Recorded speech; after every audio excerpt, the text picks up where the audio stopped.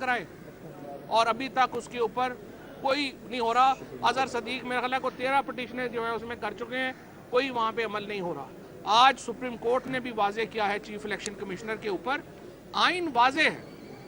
آپ پاکستان میں جو فارمل مارشل لا لگانا چاہتی ہے یہ حکومت, فارمل مارشل لا لگا لے. پاکستان کے آئین کو تو آپ نے ویسے ہی جو ہے وہ فارغ کر دیا ہے, تاکہ ہم بہرحال ایک بھرپور آئین بحالی تحریک کے لیے تیار ہیں. وکلا اس میں ہمارا ہراول دستہ ہوں گے, اور انشاءاللہ تعالیٰ پاکستان میں ہم ایک ایسی تحریک چلائیں گے کہ پاکستان کے اندر جمہوریت اور آئین اپنی صحیح شکل میں آئے گا. آج عمران خان نے سابق آرمی چیف جنرل باجوہ صاحب کے خلاف ان کے اپنے اعترافات, ہم نے نہیں کہا, انہوں نے خود اعتراف کیا جاوید چودھری صاحب سے اور پھر آفتاب اقبال صاحب سے گفتگو میں, اور انہوں نے 3-4 بڑی باتیں کی. انہوں نے کہا کہ رجیم چینج اس لیے کرنی پڑی کہ بین الاقوامی قوتیں ہمارے خلاف تھیں. انہوں نے کہا کہ میں فون ٹیپ کروا رہا تھا, پرائم منسٹر کے فون ٹیپ کر رہا تھا. اس کے ساتھ انہوں نے کہا ان کو معیشت جو ہے وہ ان کے ساتھ اچھی نہیں چل رہی تھی.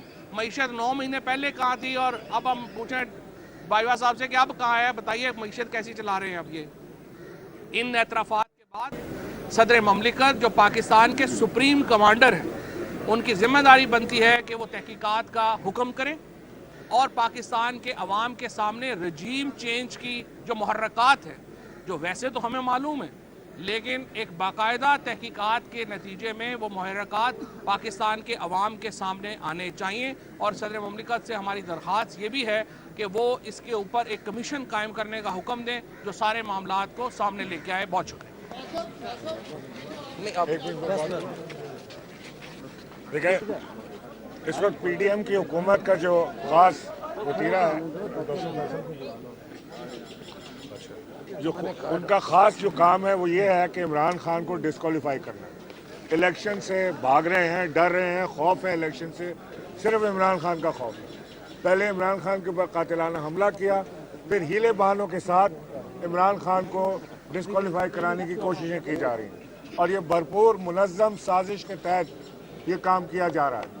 میں یہ بات آپ کو واضح کر دینا چاہتا ہوں کہ عمران خان جب تک زندہ ہے, جب تک اس کی سانس میں سانس ہے, جب تک دم میں دم ہے, پاکستان کی قوم عمران خان کے پیچھے مضبوطی کے ساتھ کھڑی ہے. اور انشاءاللہ الیکشن میں جو نتائج آئیں گے, عمران خان کو ڈسکوالیفائی بھی کر کے دیکھ لو, عمران خان کو جیل ڈال کے دیکھ لو, انشاءاللہ الیکشن میں جو نتیجہ آئے گا وہ ان کے منہ پہ کالک ہوگا. سمپل سی آپ کو سمجھ لیجئے گا, ایک پروٹیکٹیو بیل اور دائر کر دی گئی ہے عمران خان صاحب کی طرف سے.